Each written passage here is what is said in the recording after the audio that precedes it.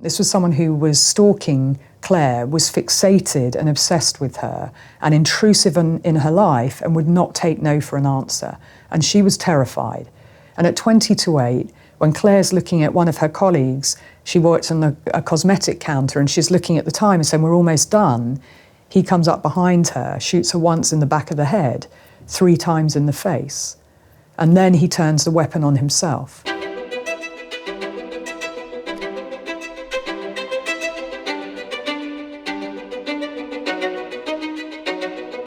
For as long as I can remember, I've always been interested in people, in watching people, in studying behaviour. And I have a very analytical mind anyway. The Hardy Boys books, the Nancy Drew books, and then shows like Perry Mason, Columbo, these types of shows. And then along came The Accused, Jodie Foster starred in it, and then Silence of the Lambs. And that side just really fired me up, I guess. I got really angry about the injustice, particularly to women and girls, and wanted to, I guess, these were puzzles around behaviours. Why would someone do something like that? And how do we identify them far earlier on? I mean, in my own family, there was domestic violence and various other things. And I wanted to understand that more. Why would you do something like that to someone that you say that you love?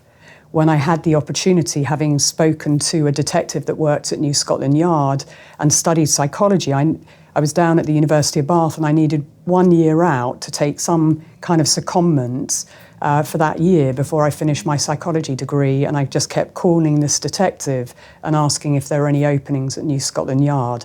And eventually they said they were setting up the sexual offences section and that they would take me as what was then called the college-based sandwich student, which is sort of the most junior level within the sexual offences section. And even being called a college-based sandwich student, people thought I made sandwiches, and that was my role, but it wasn't. I was helping set up the sexual offences section in the intelligence branch, which was a response to really the Peter Sutcliffe case and the Byford report, where he was a serial killer who was missed many times, and that unit, the sexual offences section, was set up in order to identify the Peter Sutcliffe type offender far earlier on. So it was a huge opportunity and a huge break for me, because I was the first in, the last out. I learnt and read as much as I possibly could.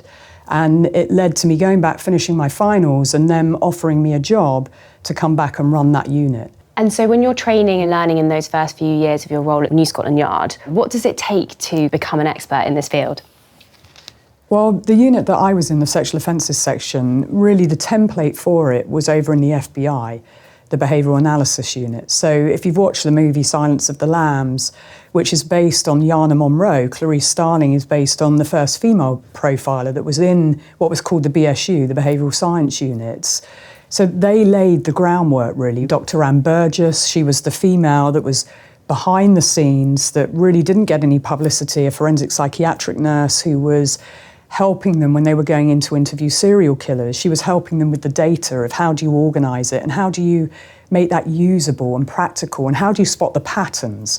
And that was all Anne's work. So the template was laid really by the FBI in their behavioural science units, and we adapted it and modified it in London. And that's what the unit was. We profiled rape, murder and abduction in order to prevent them in the future. Is this the first time in such a detailed way that UK law enforcement were looking at cases like this and really working to kind of build the pattern? Was this groundbreaking in that sense?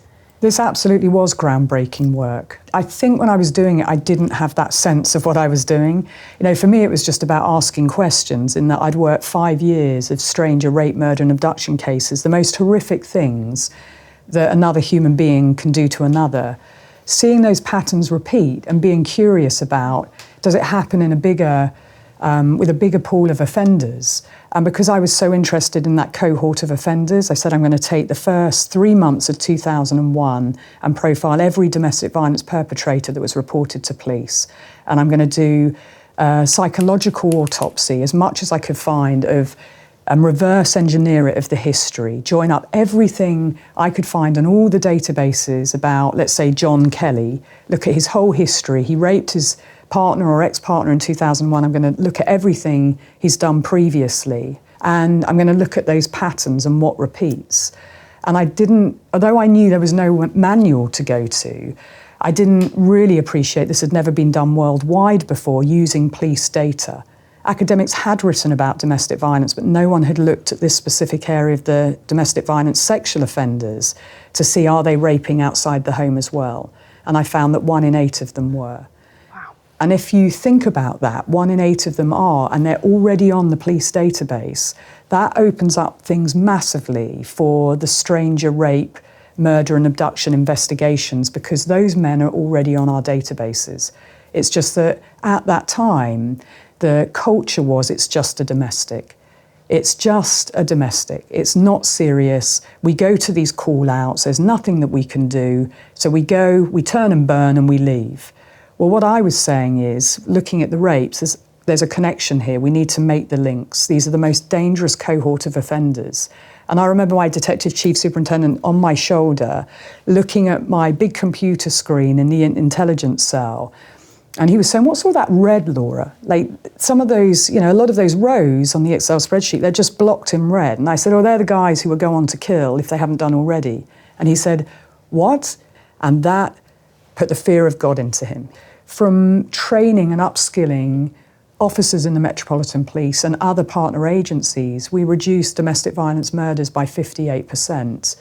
And what does that mean to, in terms of lives? Well, that meant 33 lives saved every year, and that was sustained for 13 years. What was it between all of those cases that made you think, yeah, they should be in the red zone? The genesis for it was when early on in my career, when I worked at the sexual offences section, I was asked to be part of the second wave of the John Duffy and David Mulcahy operation. And these two men were stranger rapists, and they killed women too in North London. This was in the 80s. John Duffy was arrested because, not for the stranger rapes, but because he raped his wife at knife point up on Hampstead Heath. And a switched-on detective sergeant wondered, if he raped his wife, could he be responsible for the stranger rapes and murders? John Duffy had never given up the partner that he was raping and killing with until for 10 years he'd been in prison, and he decided he wasn't going to sweat it out alone, and he finally told the senior investigating officer who that partner was, and he named his childhood best mate, David Mulcahy, who was the much more sadistic, much more violent of the two. Well, he was married too, and he had 4 children. And his wife, at the time, told us a lot about what he'd been doing to her, but she was so terrified of him, she would not testify against him. So those red came from a lot of behavioural baselines of language, behaviour, the things, weapons being used, whether strangulation was being used at the same time, their histories. Many of them had 100+ intelligence logs about their offending behaviour, and no one was joining that up. And ironically, I'm still saying the same thing now with the increasing femicide rate and misogyny, and still, from my work, tracking violent men, still saying the same thing. These patterns keep repeating. We know who they are. They're on our databases, and we need to be much more proactive in looking at that history of what they've been doing, and that we treat them like the terrorists that they are. And we already do that with serious and organised crime and with terrorists. It's just that this sort of terrorism has not been prioritised, and I'm still trying to ensure that that happens. So after doing all the work nationally, the Met asked me would I be interested in setting up a homicide prevention unit. When I was running that unit, it was really brave new world, because what I wanted was not just detectives. I wanted intelligence officers, intelligence analysts, and academics and researchers working in one intelligence cell at New Scotland Yard. And that's what we did. Grew a whole new breed of analysts and intelligence officers and detectives with the academic side behind them. And across that time, those number of years we were doing that work, which was tough because it was 15 different portfolios, cases were happening. So Amélie Delagrange, for example, who was found in a fetal position on Twickenham Green in 2004, she was found in the evening and rushed to hospital, and sadly she died. And I was in America at the time, and I received a phone call. It's called a Category A+ murder because the community will be fearful. a young woman being attacked in that way. And my boss called me up and said, I want to deploy you when you get back and your team to support the category A+ murder. And it ended up being called Operation Yedis. So I agreed to that. And the one thing I said is, whoever he is, we need to find him, because he will do this again, just on the basis of what we knew. And historically, we need to find other offences that he has committed.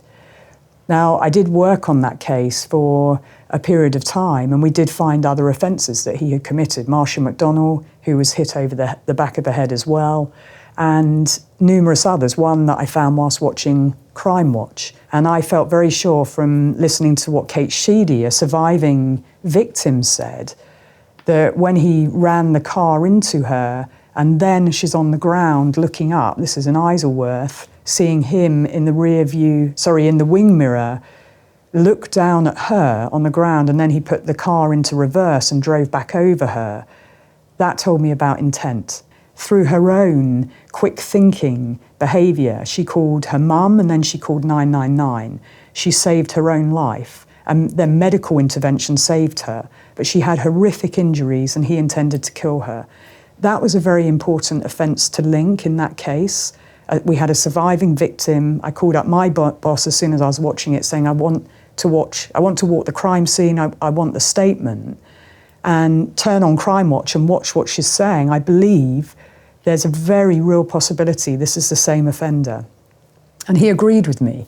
So within days, I was walking the crime scene. Well, looking at the crime scene, because you do situational awareness, you're looking at everything around to understand offender decision making and choices. And I see a camera that's looking down at the area where she said she went to get off the bus. She saw a car in the shadows. And then as she goes to get off the bus, the car comes out of the shadows, comes round in front of the bus and parks up. Well, she said, even on Crime Watch and in her statement, I don't know why I sensed danger, I just did. I didn't want to walk past that car. She walks around the back of the bus, but she draws level with it. The car ignition turns, the lights are on, and the driver, comes at her at 90 degrees, takes her off her feet. She's on the ground wondering what the hell happened, looking up, trying to look, where's her bag, and sees him in the wing mirror looking down at her, and then he puts the car in reverse. So these behaviours, as she described them, very articulate, eloquent victim. And I listened to her 999 call. She said, I'm dying. He ran over me. He deliberately ran over me. Well, the borough treated that as a hit and run or a drink drive. And that's what she was on Crime Watch saying, that this is a hit and run or drink drive. Well, that's not the script for a hit and run or drink drive. Normally, the driver would panic, they would flee. They don't put the car in reverse, look down at the person they've just hit and drive back over them. So the intention was absolutely clear. So when that camera, as I said, there's a camera there, can we get the CCTV tapes? Oh yeah, we have them. The borough had them, but they'd only watched 3 of the tapes, not the 6. So Operation Yedis, the investigative team, had now seized those tapes, and when someone cleaned up the CCTV and looked at those last 3 tapes, they found that car as Kate described at that time, and we had the vehicle registration index cleaned up, and it was a car that was registered to Levi Belfield. Well, that was a huge moment. If Kate's case had been investigated in the May of the same year Amelie was killed in the August, if those CCTV tapes had been watched and cleaned up, they would have had him, and Amelie would not have been attacked or killed. There's your prevention. Do you feel that the people that commit these crimes, especially repeat offenders that maybe have narcissistic or psychopathic traits, can they be rehabilitated, or can that behaviour change? Psychopaths cannot be rehabilitated. There is nothing currently that works to treat them or rehabilitate them. Now, the psychiatrists and psychologists who work within the settings where there are psychopaths like Levi Belfield, they would argue that we just haven't found what works. So we shouldn't stop trying to find what works. But how do we teach empathy? How do we teach compassion? Because the thing with psychopaths is that they will mimic back any emotion. They will tell you whatever you want to hear. They will tick those boxes. They're chameleon-esque. So how do you know it's genuine? And for the parole board, the litmus test is, are you prepared for him to live next door to you with your children? Because if you are, then that's one thing. But if you're not, then that tells you really about the level of risk. And often when I get involved in those sorts of assessments, what they say is, well, we've put all these measures in place, these 100+ measures that we're going to force on some poor probation officer that's under-resourced right now with 1 million cases. They're going to do all these. And I say, well, if you have to do all of that, clearly they're not safe. The simple answer is to keep them in. That's what prisons were created for, to protect the public, for the most dangerous type of perpetrator to be behind those 4 walls because they're not safe to be amongst us. And too many people just don't understand psychopathy. And the offenders, the psychopaths, can be very charming, very plausible, very manipulative, very coercively controlling. And yet there are parole boards, probably happening now, deciding to release someone because they've said all the right things, they've ticked all the right boxes. But that still doesn't make them safe because the mind is the problem. So no, they can't be. Currently, present day, they cannot be rehabilitated and they are not safe to be released. When you're looking and you're watching and studying suspected perpetrators' behaviour, what are the red flags, the things that you're picking up on? I'm looking for lots of things when I study offender behaviour, and I look for pre-offence behaviour. So what were some of the things going on if it's, say, a stranger attack in their lives what they were doing at the crime scene. And with stranger-related behaviour, post-offence behaviour is very important. And an example, it's an American case. A little boy called Corey Michelow was killed by his father. And rather than taking him into hospital for help, he didn't. He kept him at home for a protracted period of time. He then appears in the emergency room, no urgency, no help, help, I need someone over here. And the little boy was motionless at that time. And as soon as the medical professional saw his face and that his eyes were rolled back, he rushed him into a treatment room. And as this little boy was being treated, his father, Christopher Gregor, left the room. Well, most people, parents, will not leave their child, particularly if it looks like they are dying. They will want to be with that child. And he left the ER room a number of times. And then as Corey was crashing, he didn't just leave the ER, he left the hospital and he left the state. And that sort of reaction is called putting distance between you and the victim. If you're innocent, you wouldn't do that. You would want to stay. And that's my reflection of working thousands of cases, of seeing baseline of what's normal in these extraordinary situations and what's abnormal. 4 days later, he's on his phone, he's driven to Tennessee, and he's Googling things about his medical condition, Corey's medical condition. But one of the things that he did Google was how long before an autopsy and murder will charges be brought? Then you have to question that. I mean, it took over a year for him to be arrested. A horrific case, and there were many reports by his mother of child abuse because they were not together as a couple. She had reported him more than 100 times for abusing Corey. So even when you look back, you see this whole history, and that should have been the alarm should have been raised, and he shouldn't have had custody or been able to see that little boy, and it resulted in him being killed by his father, and he's been found guilty now. So in every case, you're looking for things that might on the surface seem like a plausible explanation, but the data never lies. There are certain things like video evidence and data that tell its own story about what's gone on and about guilt-related behaviour. If you don't mind, I'd love to talk a little bit about your work with stalking and stalkers. You describe stalking as murder in slow motion. Why do you use this phrase? I describe stalking and coercive control, the two together, as murder in slow motion, because you get a drip, drip, drip before the most serious event. And often with the murders, when you look back, you see so many opportunities to intervene and prevent. One of the cases that really changed my perception and changed my life was the murder of Clare Bernal in Harvey Nichols in 2005. And she was shot dead on September the 13th. I still remember it like it was yesterday. And I was asked, would I review it as it happened, I was still at New Scotland Yard in the office when it happened, and one of our officers had gone, the detective had got the call to Harvey Nichols, and what I had been told and what was on the crime report was very different from what News at 10 said. And News at 10 headline was 2 people have been shot dead in Harvey Nichols, which makes you think of someone's gone into Harvey Nichols and just shot 2 people dead. But the 2 people shot dead was Michael Pesh murdering Clare Bernal, who worked there. And so understanding what went before that, my commander had said, can you do a quick desktop review? Any issues for us, Laura, in my role as head of homicide prevention unit? And when I start looking at the history of what we knew at New Scotland Yard and looking at the crime report, I saw that she had reported to us multiple times. And when she had reported his behaviour to us, it wasn't taken seriously. This was someone who was stalking Claire, was fixated and obsessed with her and intrusive in her life and would not take no for an answer. And she was terrified. She tried to do everything. You go to the police because you think that they're going to understand the behaviour and do something about it.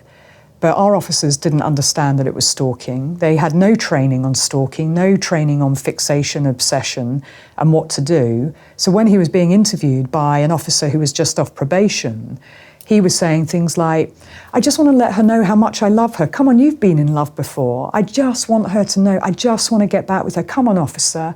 It's not a big deal. I just want to see her again, and I'm just trying to make my case. He was saying things like that, and she, the female officer, was thinking, sounds plausible. But actually what they missed was how terrifying this was for Claire, that she was leaving on the tube and he would just suddenly appear. He would block her exit off the tube. And on one of the last occasions, he didn't just block her exit, he stroked her cheek, moved closer to her so that they were nose to nose, and he said, if you report me to the police, I will kill you. Claire then manages to get home. She was living with a friend who also worked in Harvey Nichols, and that friend said, you must tell the head of security at Harvey Nichols, and so she did.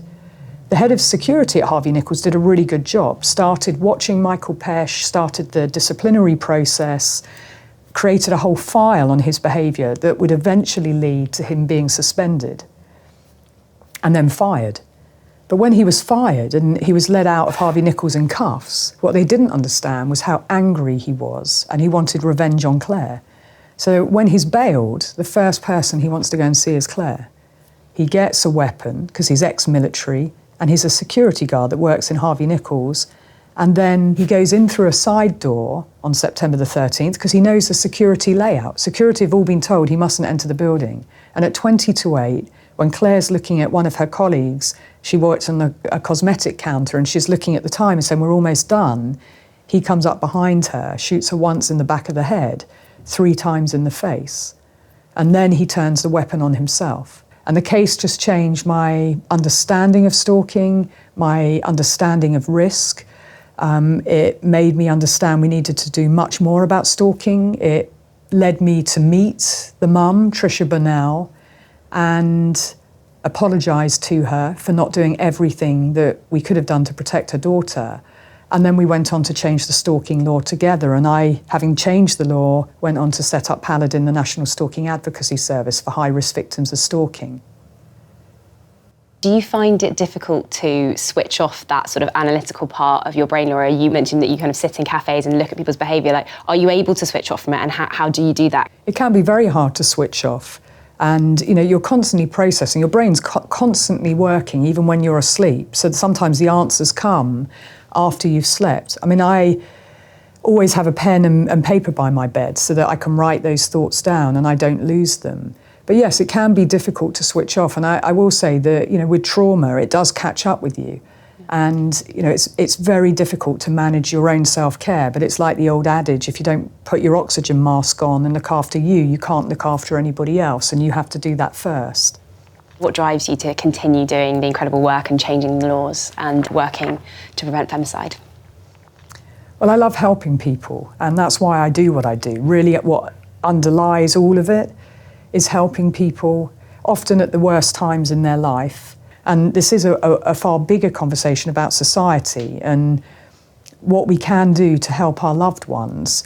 And it's the thing that every family bereaved through homicide says to me, whether it's Alice Ruggles' mum and dad, Clare Bernal's mum, Tricia, whether it's Carol Faruqi, Georgia Gabriel Hooper, whose mother was stalked and murdered, John and Penny Clough, whose daughter Jane was stalked and murdered. That when I work with the families, they've all said the same thing to me, which was, if only we'd met you before. And if we'd met you before, we would have understood that she was at risk, and we would have done more about that. So it's always looking to, to create change for the better, for the greater good, to protect. Primarily for me, it's been about women and children. It didn't start off that way, but that's where I've ended, or that's where I'm working now and have been for many years, because they are the ones that are victimised.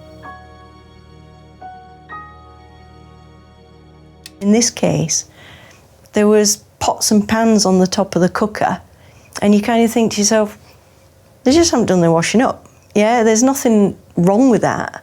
But then when you looked at the material in the frying pan, it was like, wow, that doesn't look like normal food, And anyway, it turned out that, yeah, it was brain.